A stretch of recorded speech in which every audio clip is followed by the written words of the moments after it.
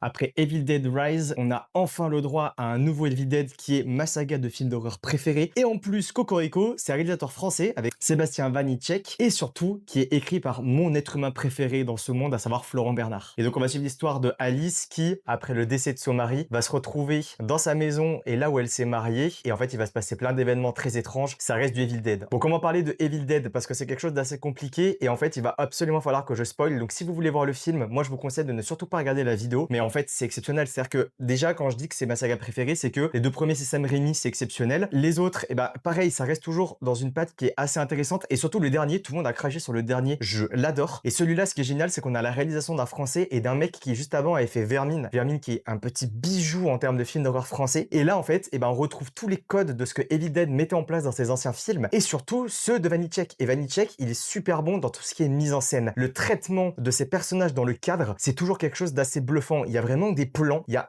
l'un des plans où elle sort justement de cette forêt avec ce feu en fond, elle qu'on voit juste en étant une ombre. C'est merveilleux, c'est génial. Vraiment pour le coup. Et je suis pas du tout payé pour dire ce genre de choses, hein. Mais je vous jure que si vous avez un film à aller voir actuellement, et surtout en termes de film d'horreur, on est vraiment bien gâté. Mais c'est surtout celui-là. Moi, je vous le recommande puissance 100 000.